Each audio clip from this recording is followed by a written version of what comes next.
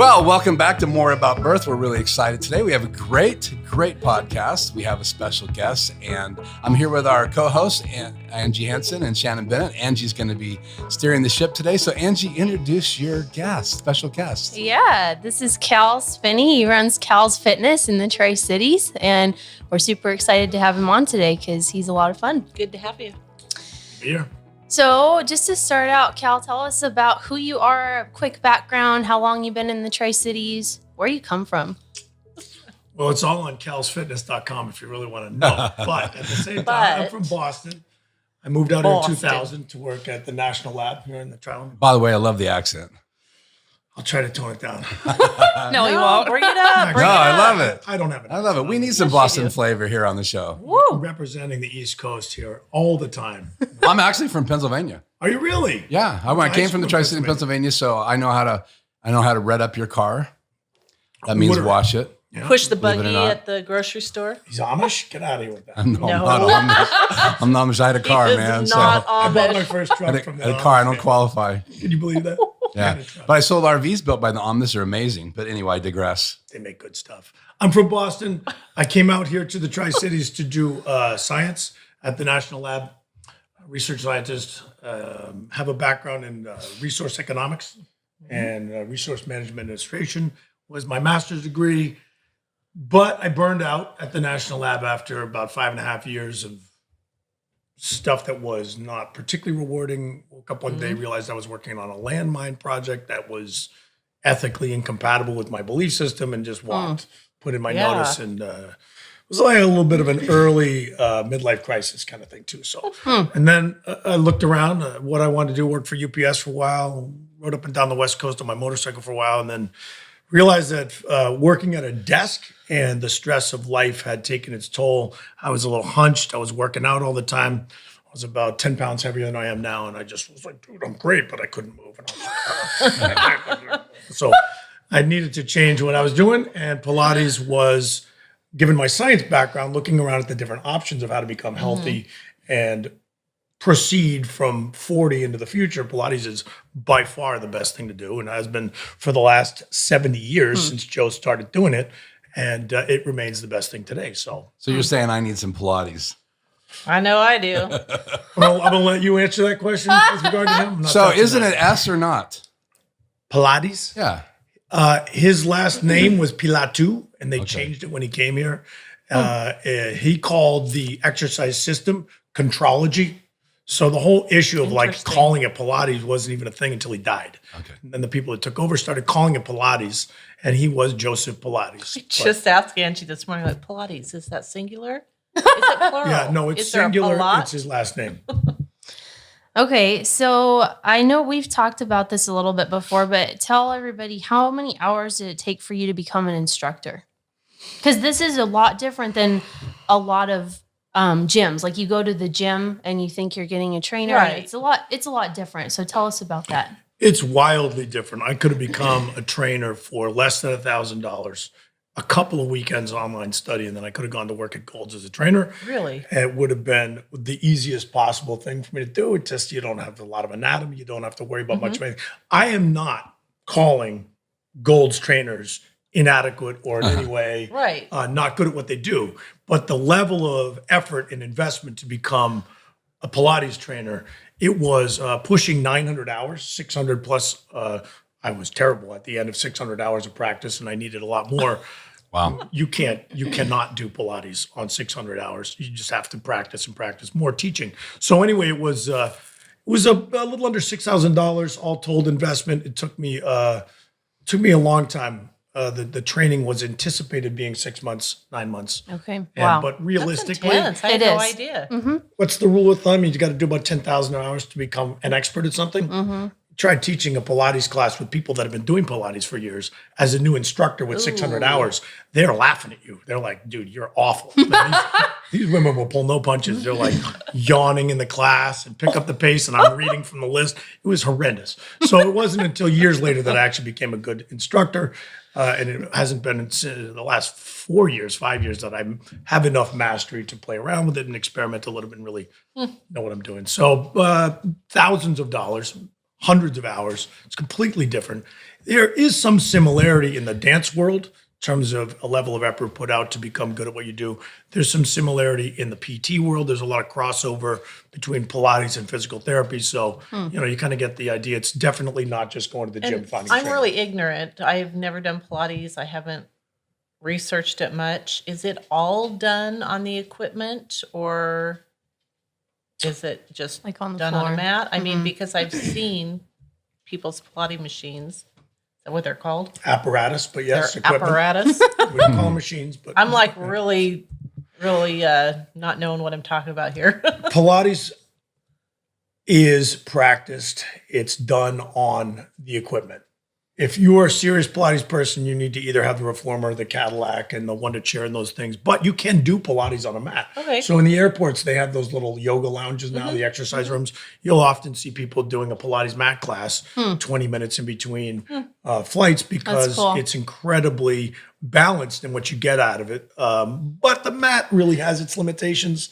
It's boring. There's only, I don't know. I mean, you can stretch a mat class out for 45 minutes, but it's about 25 minutes when you do it quickly and well. You need the equipment to do it. Usually Keith says that he's getting an education when we do these podcasts. I think today it's going to be me. I don't think he's This is awake over there. interesting. Actually. I'm not awake today. It's Yeah, Saturday. The guy from Boston's taking a shot at the guy from Pennsylvania. You know, always those Oh, Eagles. always, Go yeah. Eagles, fly, right? Wait, Pittsburgh, Patriots? man. What was that? It was. I think it was the Steelers, man. Wasn't it Pittsburgh? And Oh, guys. Oh boy. Okay, next question. Nothing but love for Pennsylvania in the house right here. Okay, so I want to talk about what effects does pregnancy have on the body from what you've seen as an instructor and what you, Shannon, have seen as a midwife. So- Well, I can go first. Obviously, it definitely affects that abdominal muscle separation, the connective tissue, because you've got this big old baby pushing everything out, and you've got all those internal organs that are going up. So there's a lot of internal pressure pushing outward.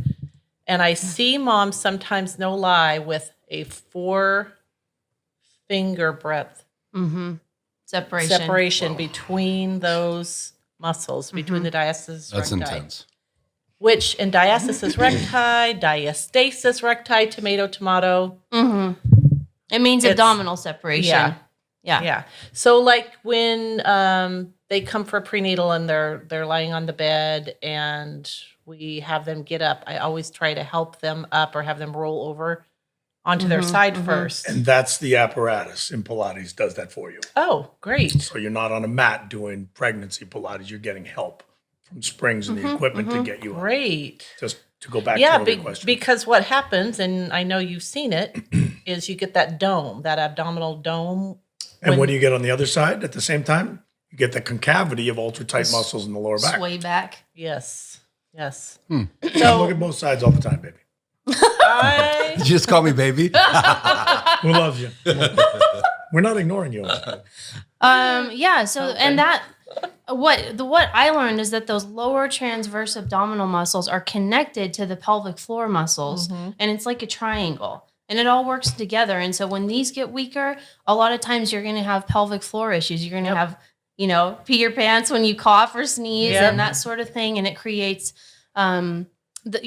again, the body all works together. And Cal can talk more about this, but when you have peeing that. your pants? What are you talking about now? All right. Yeah, he's an expert on that.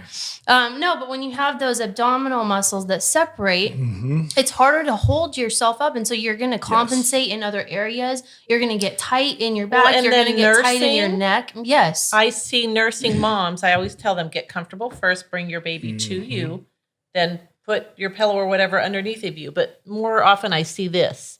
Leaning over and hunched, and they're nursing the baby. And sometimes they're there for 45 minutes. Yeah, and when you do that for 8 And it collective strains years, the back like I have, muscles you're in and- a permanent seriously. this, Seriously. And so there's a lot of issues. Pregnancy. I'd like you to talk about that a little bit, about posture. Sure. Oh, we yeah, can go that's there part for of it. sure. Postpartum posture and Yeah. The original question that you had was, what was Effects the of pregnancy on the body. I'll tell you what. For people that are watching this here and don't have experience with pregnancy, if you're the husband, it's your first baby kind of thing, think of it as a guy like a car accident. It is a gigantically, monumentally impactful event in the life Never of a woman. thought of it that From way. a guy's perspective, what do you get after a car accident? You're all jacked up. You go to the doctor, you take time off from work, you get treatment, and then you literally go to physical therapy afterwards for months to recover. Yeah. The impact on a woman, expanding your body out, then punching a hole on the way out. Seriously, it is immensely impactful. The only difference would be the love that you give the parasite. no. The parasite I kid. grows I have very babies. I love my children. slowly. Well, so yes, And the a car trauma is accident prolonged. happens, So it's a boom. 9-month car accident. It's crazy. From a guy's perspective, it's outrageous. So when was the last time a guy's hip spread?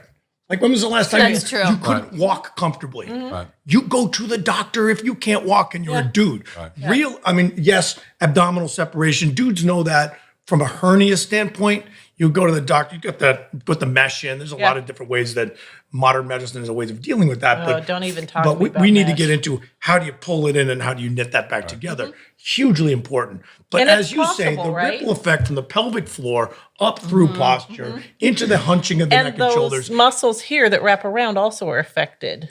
So there's It's a constant system. backache. It affects your feet. When was the last time you got pregnant? Didn't have a foot issue, right? Right. Swelling, Yep. trying to put your shoes on, different shoes, walking differently, Flatter walking different. feet, So I plantar see fasciitis. absolutely. Absolutely. The point that I want to make is Pilates is systemic in its view of the body. You can go to a gym and say, I want to get bigger shoulders. They'll give you deltoid exercises. You'll do rowing and shrugs, etc. But in Pilates, we do not target anything. So when a woman comes in preparing for pregnancy, how do you prepare them? Holistically, the entire body. Core. But you start to soften up the fascia on the feet in presentation for the oncoming plantar fasciitis. That's what the apparatus does. It's got a hard foot bar at the end. You've It's got awesome. shoulder blocks that you push up I against. need to do Pilates. I've been telling you, I'm saying.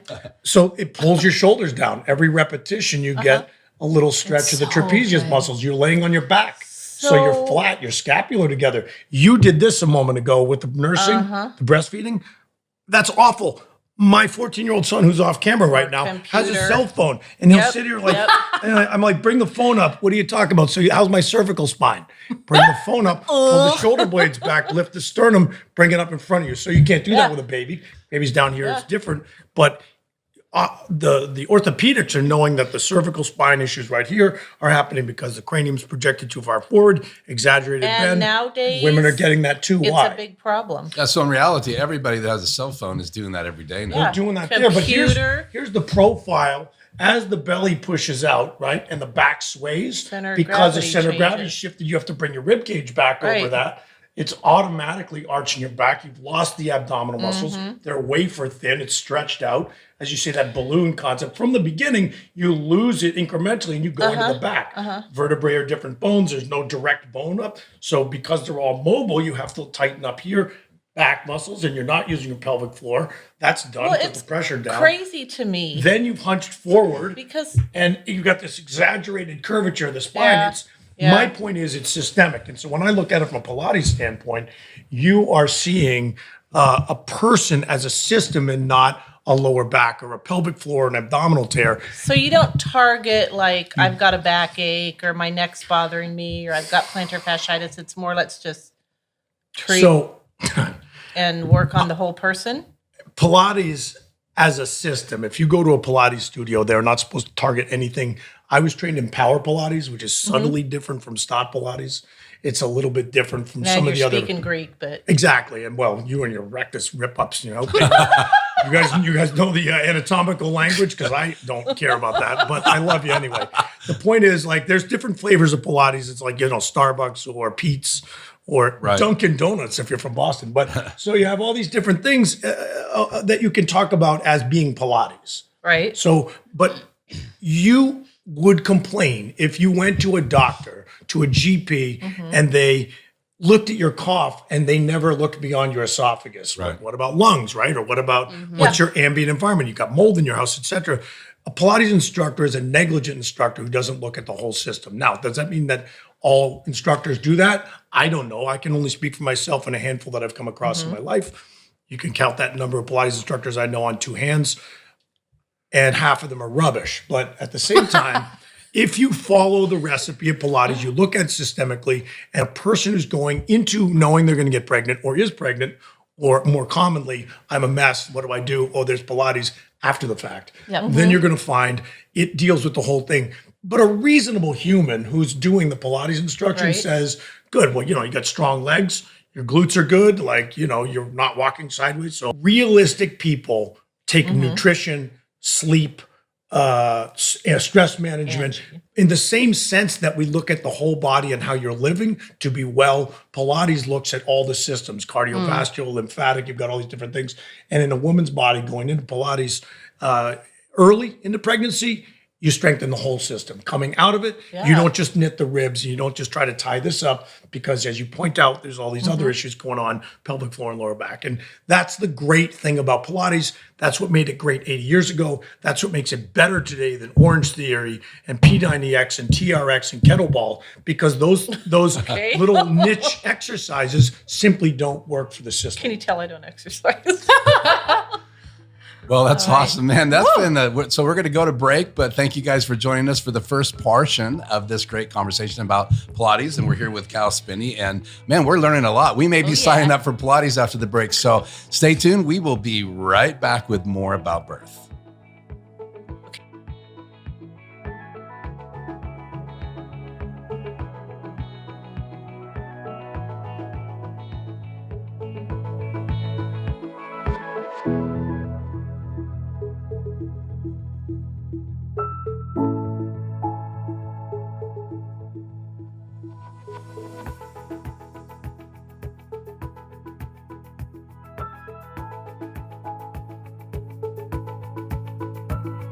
Welcome back to More About Birth. We are actually excited about this next half, and we've been talking to Cal Spinney, and we are learning lots about Pilates. So Angie, take it away here.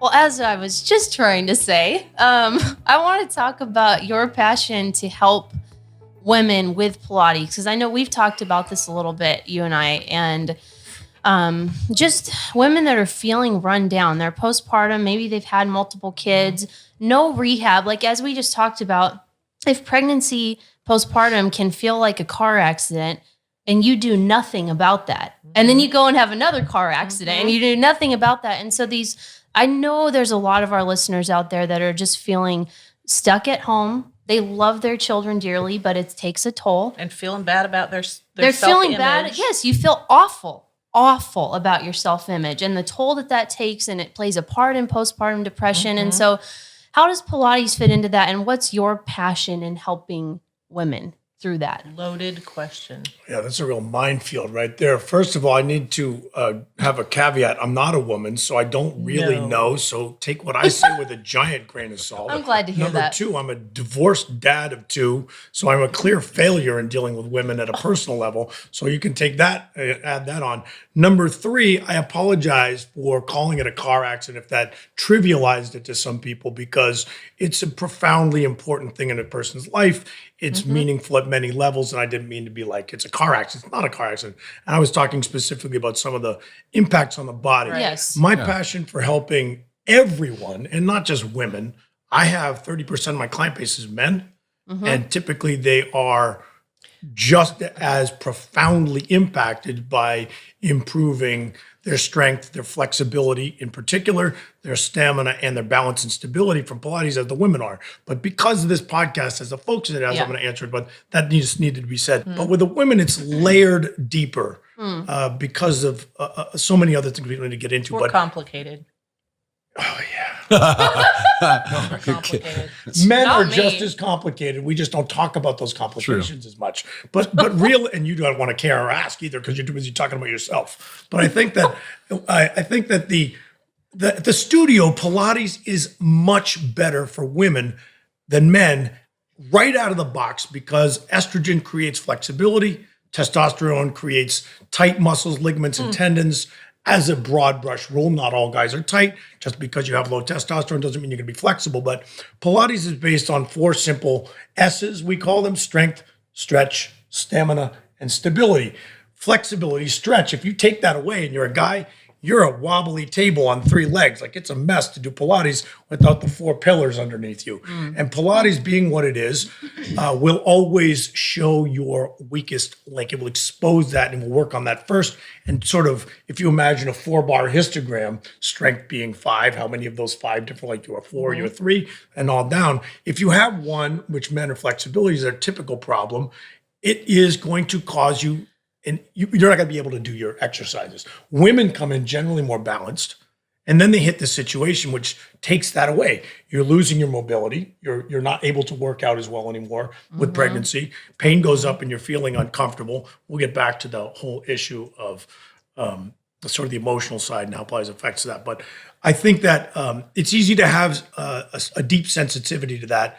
When you see somebody struggling, when you see somebody dealing with something they don't know how to handle, and because Pilates is so incredibly available for anybody, you don't need to know Pilates to do it. That's what you're paying me $50, and if you live in a city, $110 an hour for. Whoa, like literally, we're in the wrong business. Don't go there. I think that it's really easy to have sympathy for, and anybody in my world that doesn't have that shouldn't be doing it.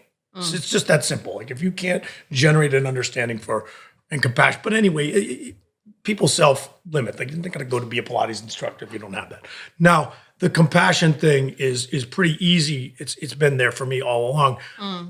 Tying Pilates into emotional stability, feeling good about yourself. These things are kind of self-evident to me. There's a number of things that can drag you down. Again, the bad nutrition, lack of support in your family, your immediate partners, children are eating your sleep. They're affecting what you eat. I think that not being a psychologist and not being an MD, I step back and I don't try to get into the weeds. And if you look back sort of 40,000 feet looking down, it's easy to see the landscape. And the landscape is when you move more, you feel better. When you can move more, you're likely to move more. Yeah. And at the extreme illustration of that, you get messed up and you're in traction. Muscles atrophy, your bed, you're housebound. We punish people by putting them under lockdown, solitary confinement, or house arrest, right? So the opposite of that is get out, move, smell the fresh air, go to the forest, walk on the beach. You'll feel better. It's just common sense. Like everyone knows that. But dig a little deeper and start to solve the problem. Start to knit the abdominal wall back together. Take a couple months to let that happen naturally, and don't just go to the surgeon and get the mesh put in. And you have a sense of accomplishment. It's incremental. It becomes habitual. All of a sudden, you're standing taller and having better posture because the equipment puts you in perfect posture. When you're working out with Pilates, you're never working out like this. We're not going to do any extra biceps curls. We don't do, but everybody's like, those biceps curls. Right? So we're going to put the arms on a preacher bench in the gym, set them forward and lift the bar, right? And then you stand up and wonder why you went home like this. Right? So Pilates flattens your shoulders on the mat, and then you do your exercises, whether it's arm motions or raises. I'm not going to let you do it like that. You're going to do it with that. So you end up at the end of your hour or your multiple hours every week or your months, even your years of doing Pilates. And suddenly your brain doesn't have to recalculate good posture all the time. Do you know what good posture is? Conceptually, the 3 curves of the spine. You don't have to in Pilates. Don't ask me that. She's sitting up better just because I'm sitting here. I love it. Don't ask me that. I know what's comfortable. I know We're all self-conscious it's a rhetorical question. The point is most people do not know. And so when they try to fix it, what do? They overarch the back. They thrust the boobs out. Is this good? Like, no, it's not great. It's just the opposite. Okay, let me ask you something. Pendulum swing too far. I've heard several different things about posture. How personal are you going to get here right now with me? No, I'm not. My husband's sitting right there. Is that look in his eye the whole time? All right, that's why I'm over here. So I've heard, when in doubt, stick it out for your bum. No. Lift the sternum. Lift the sternum. Don't stick the boobs out. You don't have to overdo it here. Just pull the scapula gently together. Right. So then I've heard roll the shoulders back and tuck the pelvis forward. No. Then I've heard many different things. So you tell us. Because, and here's the great example, right? Here's the old man. Yeah. The tail's tucked under, pelvis tilted inward, back's arched, hunched. And we've all seen guys, Yeah. or I've better, the young seen guy. 30-year-old hey, baby, women like how that. you doing, right? Like, Yeah, exactly. exactly. So none of that's good. That's And then Boston, the though. Kardashian thing, right? Like, how am I looking? Great, awesome. No, that's ridiculous curvature in the back. They all like this. Take a selfie, right? And so anyway, so if you're either way too far, right, it's not good, and you need to correct it. So what's the correction going to be? Whatever you're overcompensating in. Well, you have to here's the thing in Pilates, like everything in the human body starts in the pelvis. Baby rests on it.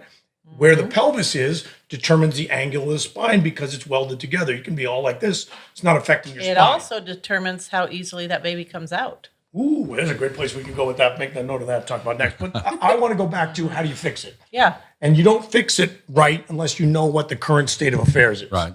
Right. So what the pelvic tilt is determines what I'm going to give her cueing for an overarched back. If you're coming out of pregnancy, in all likelihood, your lumbar spine is tight, shortened, back is arched, pelvis is tilted forward, booty's sticking up a little bit. So that's one set of cues that I give. This one sort of corrective view. During the course of your hour in Pilates, you're going to hear different language from me, and we're going to, in some ways, focus the exercises, cherry pick certain exercises that lend you towards deepening the abdomen, retilting the pelvis without going too far, right? So too far would be trending towards that old guy whose pelvis is tilted the other way, shuffling around with his Jimmy thrust forward like it's ridiculous. You don't want the pendulum again to swing too far in your corrective measures. Right. And you want to recognize what the right sort of prescription is to get to the right answer. And the right So answer, not overcompensating, Exactly. but just coming Well, into form line. neutral. Neutral is the answer, not normal. Neutral. Well, but there's- how do you know what it is? Yeah, and there's no one size fits all, which is the huge benefit that private instruction Pilates has over other things because it's Try to do a DVD on Pilates. it's individualized. Cal's going to target whatever your issue is and the problem and how to correct it. There's not Any a one size Pilates fits instructor all. will. Any Pilates instructor. Well, you're the one we've got sitting in front of us here. So. Representing all Pilates instructors. Yeah. But how does that relate to pregnant women, right? So pre-pregnancy, let's say you're 19, you meet the man of your dreams, you're like, hey, let's pop out a bunch of kids. Great. So get ready. Strengthen the pelvic floor. How? Kegels. Great idea. How else? I don't have a clue. Squats. Good answer. You do Pilates. Squats. Because the exercises that we do, you pull the belly button in. Squats will do your booty. It'll build up a nice big booty and some strong It helps legs. the pelvic floor too. Doesn't have to. You can do it squat. right. Yeah. You can do it If wrong. you do the right kind of squat.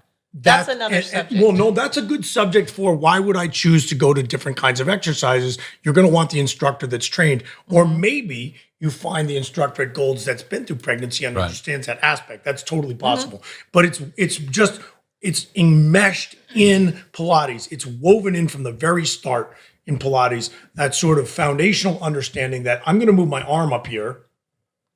It's going to start here and it radiates through my midsection so that I can support the shoulder in the right place to get to the right thing in the arm.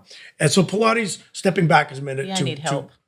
to go to why is Pilates so good? Like, how is it that Pilates became as appropriate as it is in 2020 when the guy developed it 80 years ago, right? Because he drew from dance. He drew from circus act performing with trapeze and stuff and martial arts. And he was a student of anatomy because he had rickets and some other problems growing up as a kid, paid careful attention to anatomy. And he recognized that his goal was wellness and it wasn't the best dancer or the bodybuilder or the healthy mom. Well, I'm sold now. Yeah, absolutely. I was too. Great. Does that mean we're over? I've done my job? No, Pay me, Pilates We people. want to You know owe me. about the big question everybody has is the diastasis recti. Okay. All right. Well, can I just say personal story? I had a big diastasis recti, 3.5 finger widths. My belly's just hanging out. It's terrible. And it is. And so I started doing Pilates with Cal, and I was totally amazed because I didn't know if it was ever going to happen for me. I noticed right away. And you can't really see it because it's hidden under what Shannon likes to call fluff. But underneath there somewhere is that has totally started to close. And it really only took a month and a half of doing it consistently, a couple times a week. And that was already starting to close, and it made a huge difference. And So that's huge because it really works, and it really plays into the whole postpartum depression thing and feeling Yes, better How you feel postpartum about yourself. and rehabbing postpartum. I know Energy that I was level. And her frustrated. relationship at home is better. It kind of builds and stacks. Well, and I know every time I've exercised, Yeah. I feel better. Yes. I mean, that's the one thing I do know. I need to do more of it. I need to be more committed to it, but I always feel better You if just I walk physically or feel better. exercise. You mentally feel better. I'm 58. So If and I you do need- Pilates, and I I need guarantee Pilates. you feel better. How old do you think I am? you are, I don't know, 45? Real close. I'm 50. Okay. I was going to say. See, So you look Sure. 45. everybody knows how frustrating it is, and postpartum women know how frustrating Yes. it is to try to do something good for yourself. I'm going to go exercise. I'm going to go for a jog. I'm going to do some crunches or whatever. And you hurt yourself. And It you're makes like, it well, shoot, worse. I can't do anything to help myself because every time I exercise, I get Setback, hurt. right. You have a setback after pregnancy and you're feeling worse. That's like a recipe for months and months of potential awfulness. So that is one thing. It's really important. I'm glad you shared that with people.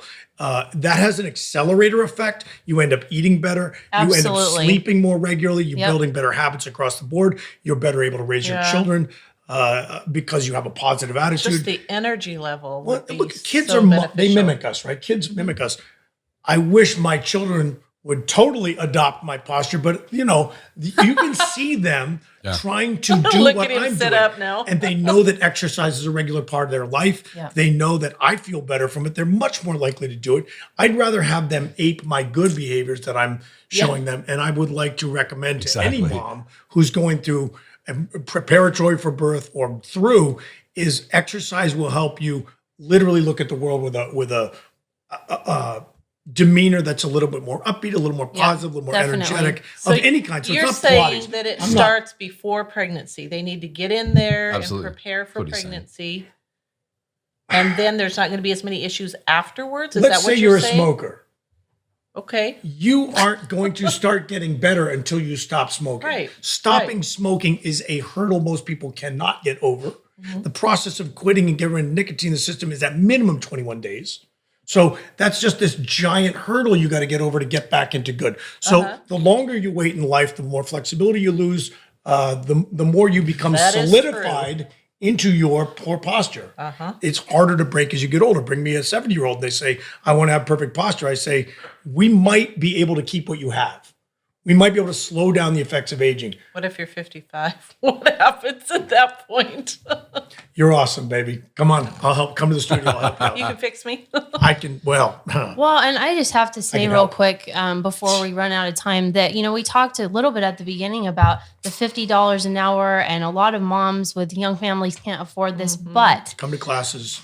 do there are duets, group classes that are cheaper. Find an But instructor, they'll cut you Oh, a deal. great. Trade. it is an investment. And I think husbands need to hear this, that for your wife who's raising your family, and Your life will be better if your wife does Pilates. I kid everything you will be not. better if your wife does Pilates. And At every level. Don't- and he does mean I every get level. Christmas cards from husbands. I don't get them from That's the wives. hilarious. Those But this pelvic is an floor investment, muscles and have if- improved. If you had some Happy kind wife, of happy life. physical therapy that needed to happen or a medical issue, you would take care of it. And we need to start Right. seeing pregnancy rehab as an essential part of the whole pregnancy and birth And preventative. process. Preventative. Absolutely. You pound of prevention, ounce of cures. Or Do get you it backwards, find right? any Yeah. insurance companies have nowadays no will idea. pay for gym memberships or Massage health therapy, classes? even Oh, acupuncture. especially Chiropractic? physical therapy if they see it as rehab. Right. So I try, want try to make that Possible work. You could get it paid for It's through your insurance. But Theoretically possible in the cities, you're more likely we're to find having it out in the boondocks. to like us. wrap this up. Yeah. Keith's giving So- us the signal. Keith, great job today, baby. Well, obviously, you can tell we want to talk more. So We do. check out our bonus segment. But that's the end of today's episode of More About Birth. We want to say Thank you. a Thanks, special Cal. thank you Thanks for to coming. Cal Great. Spinney and to Angie and to Shannon. And so tune in again here on More About Birth. Check us out on YouTube at More About Birth. Click and the you link can at the bottom. yeah, Nice studio. and go do a Pilates class, Cal says, because Yeah. you will feel better. And if you're a husband, your wife will love you a lot more. So Yeah. we'll see you here next time Love. on More About Birth.